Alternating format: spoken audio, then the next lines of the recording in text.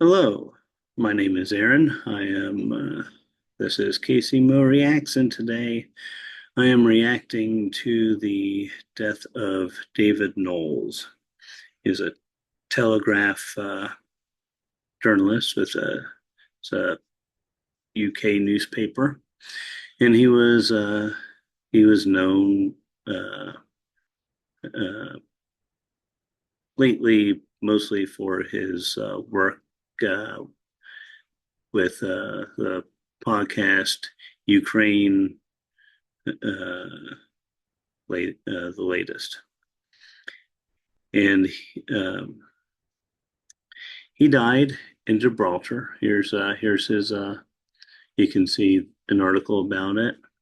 He was 32. He died 6 days ago, as of this recording. No sign of foul play, no injuries or anything like that. He's on vacation.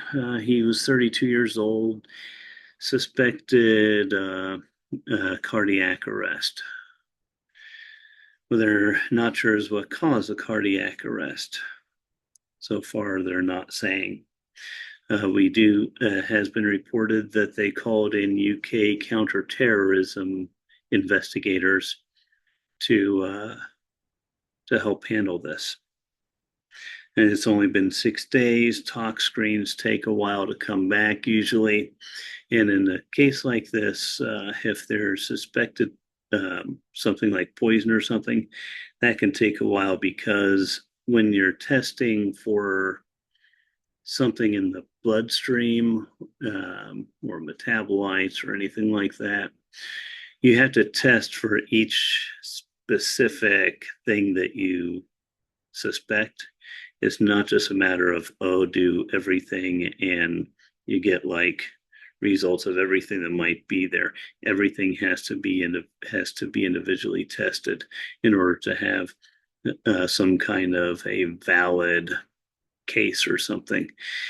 Um, I have, if something does come up, I don't expect us to hear anything about it until after Russia withdraws from Ukraine. And the reason is because about 3 or 4 weeks ago, and this goes directly to why I am doing this, why Casey Mo Reacts is a thing.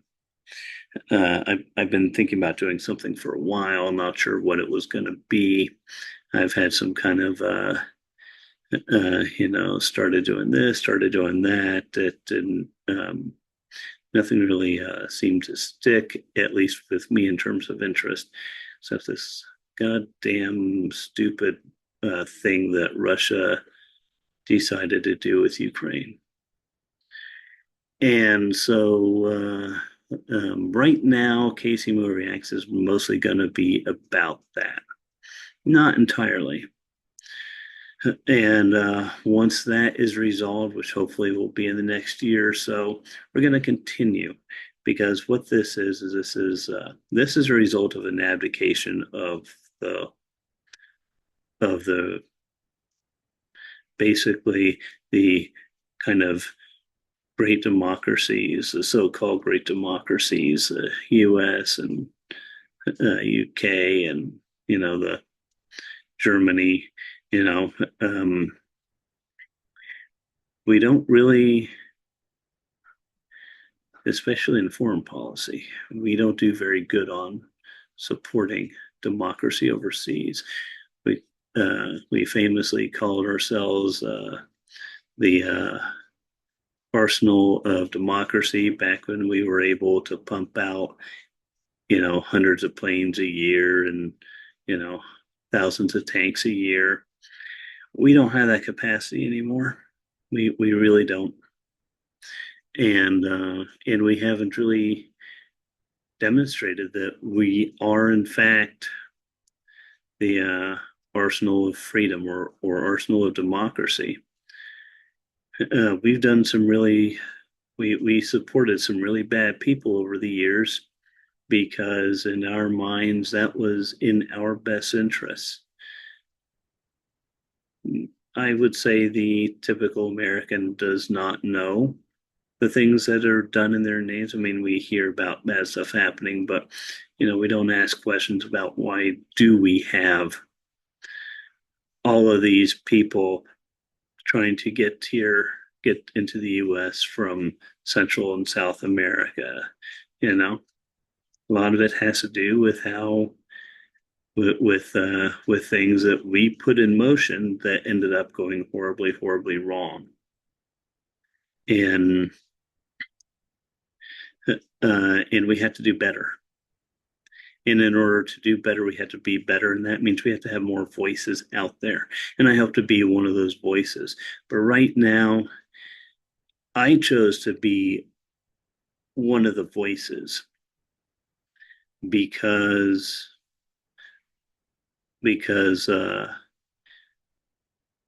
pro-Ukrainian voices were officially made a valid target for the for Russia's intelligence uh, agency, for the FSB. I think it's the FSB. They have several of them now. The KGB. Well, just part the part of the KGB that the old KGB that deals with like external stuff. They were basically given the green light to target pro-Ukrainian influencers, is particularly those that are raising money for the Ukrainian military, for the AFU. And three of them in particular were called out in this, which was Jake Bro, Ukraine Matters, and Combat Veteran Reacts, because they have thrown in on campaigns together in the past. I think they concluded one not too long ago that was like $1 million. One of the issues that Ukraine has is that they have and this comes from another mill blogger or influencer, Artur Ehi out of Estonia, who himself helps raise money for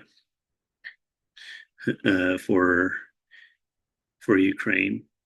And he's been to Ukraine. He's as has Georgie from Ukraine Matters. His wife is actually Ukrainian, and they have a very decentralized system there in terms of drone production. And Artur says that he thinks there's like 450 at least little companies all producing drones, all innovating, all trying to help figure out how to make this work for Ukraine. And the Ukrainian government actually doesn't have enough funds to buy all of the drones that Ukraine is capable of building. So what these influencers and mill bloggers do is they've been raising the money for individual Ukrainian units, sometimes without knowing who those units are, but they go through trusted third parties that are known to everybody. And result is like what their Ukraine successes in Kursk. They raised hundreds of thousands of dollars for what now is known to be the units there in Kursk. So they would have, stacks of drones and stuff of various types. Some of them are small, a lot of them are small, some of them are bigger, the controllers, batteries, all this stuff. It's and that supplements what the government is able to provide on their own. And yes, in my view, that does actually, when you're literally raising money specifically for military applications, in my mind, I'd say, yeah, you're a valid military target at that point. You put yourself out there, you decided to do this. And sitting here in the US, you think, oh, well, there's no risk to me, right? I mean, there is a risk, you know. You could become easy, a high profile target for hackers who want to drain your bank account and stuff and retribution for it, things like that. You have to be more careful. You have to take steps. That's why I didn't just leap into this. I spent several weeks putting stuff together to try to insulate myself a bit more from that kind of thing. But you don't have artillery raining down on your head. You don't have to worry about Iranian Shahed drones, hitting your apartment at night. You don't have to worry about your. I don't have to worry about my, you know, about Evergy, who supplies my electricity, being hit by a North Korean missile, and so the risk doesn't seem to be there. But now it looks like that risk may be there, even if this turns out to be just a fluke, just a completely natural thing, which I'm not gonna honestly. And I hate to be a conspiracy type, but I'm not going to trust that. I'm not going to trust that until we get about 30 years down the line and things that are no longer necessary to be, basically wait for things to be declassified that are related to the current fight. Because I have a feeling that there's a lot of stuff that is being done. If they're throwing $400,000 a month at certain influencers here in the U.S. to influence our elections. Yeah, I could definitely see them sending assassins if they can get them to go after specific high profile mill bloggers, especially if they're raising, for raising, sometimes $1 million, working together to raise $1 million for and that's, and as we should give them more targets. We need more voices out there. We need more people standing up, but not just this. Now, like I said, this is what's happening in Ukraine is happening because of this perception that we'll sit it out, that, we aren't on the side of the good guys. And honestly, with our foreign policy, I would say that in a lot of cases, I mean, we talk a good line, but go listen to Joe Kasabian's Lions Led by Donkeys podcast, and he and Robert Evans Behind the Bastards about the kinds of things that we have been involved with in other countries that have been horrible, and backing horrible people because it was seen as being in the U.S.'s interests. And there is no doubt in my mind, as we watch this, a part of the reason why Russia still is in Ukraine is because the powers that be want Russia to be there. They're one of the great powers.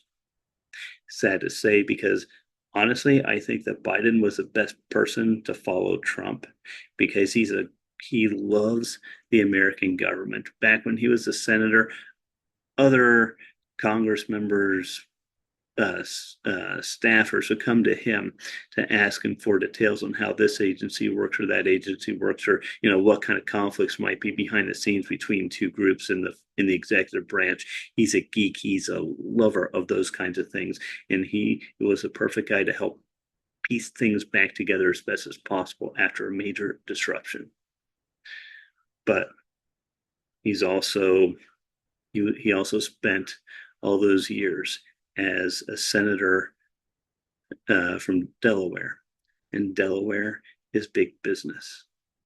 And he himself likes the world that he knew, the world before all of this disruptive stuff, before QAnon, before Trump, before all of the stuff that's back when what he would refer to as normal politics when things were bipartisan, and you didn't have this kind of extremism on both sides um, at the aisle. And I can understand that because I mean that was, you could look and say that, hey, for people of certain skin colors and backgrounds, and I am certainly one of those were pretty good times. you know they came from a solidly middle class family. We definitely benefited from that kind of collegiality and all that, but in the meantime, all these things have been festering, and there needs to be a new order that arises from the old, and that order cannot include people and governments that the first thing they do when they don't get their way is, haha, nuclear weapons. You know, I remember back during the Bush administration, uh, Russia, Putin said something about anybody caught prospecting for minerals in the Arctic Ocean. If there's any ships that they caught doing that, they'd hit that ship with a nuke or something stupid like that. Like literally, we will nuke a prospecting ship that we don't, that, in international waters that we don't like. And I remember, I think that this was deliberate because I think that Dick Cheney deliberately inserted uh, inserted himself into this because, like, within hours, he was talking about, well, Canada can't secure their northern border. They have all this wasteland and a very low population, and we need to go and send our people up there to help secure their borders for them, to make sure that you know terrorists aren't sneaking in from Canada because they land on Baffin Island or something and made their way south.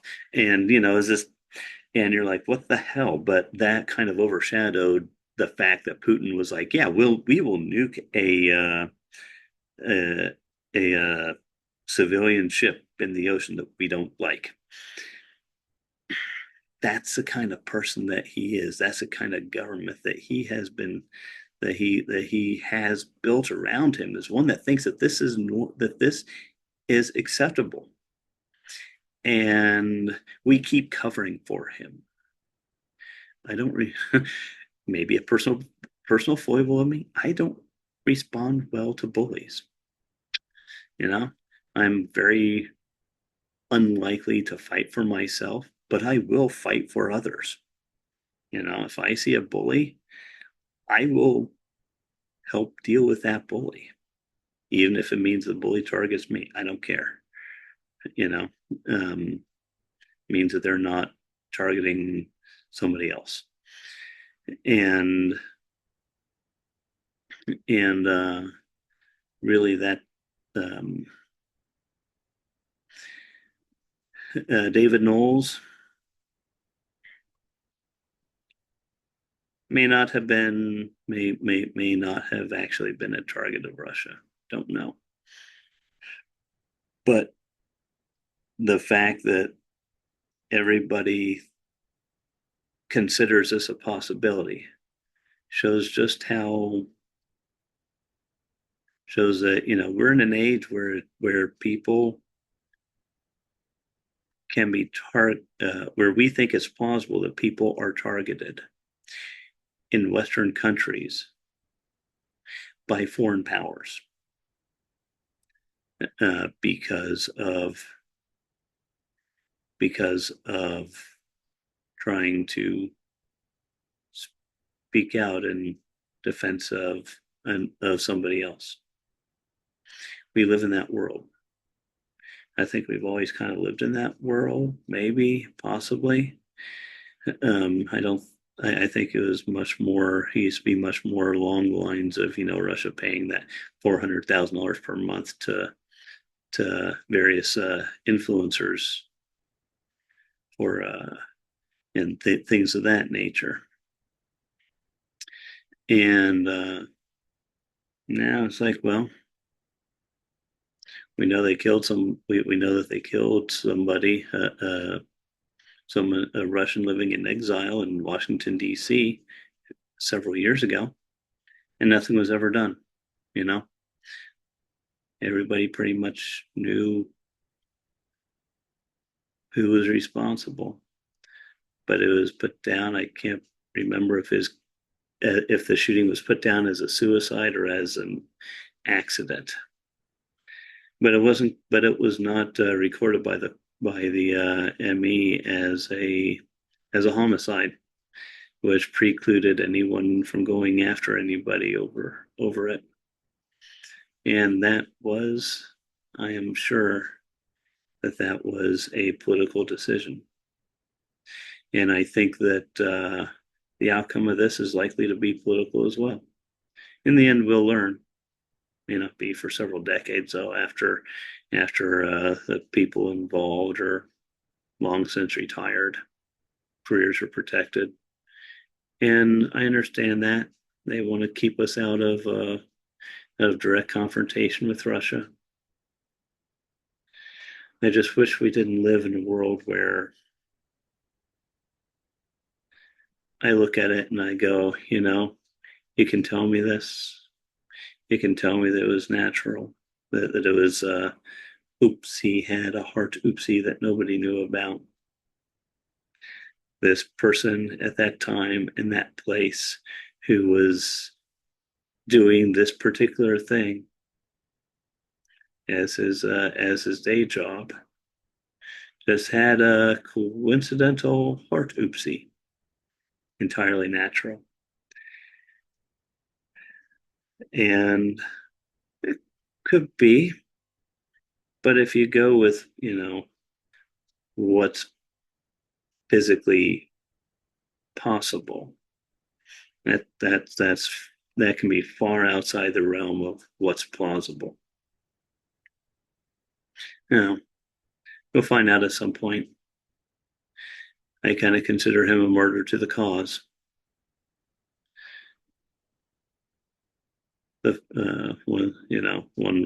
One that was explicitly because of this new initiative.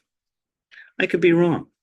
I would like to be wrong and worry over nothing. But I think we need more voices.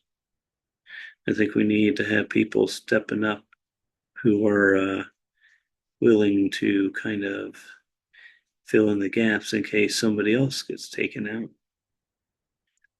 You never know who might develop a heart issue. I don't want it to happen. I look at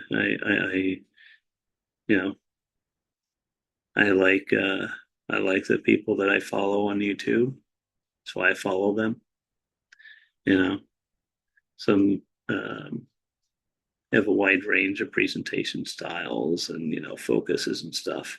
I don't really focus on frontline maneuvering very much because honestly, a lot of it doesn't. I mean, it means a whole lot to the people involved. That's a concern for generals.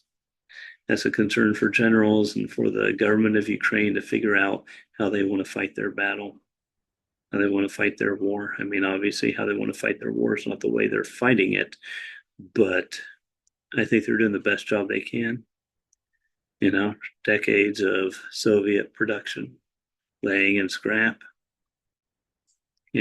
ever older and less reliable things being brought up, walking wounded, manning third line trenches because they don't have enough able-bodied people to keep feeding into the grinder and react to Kursk and cook meals.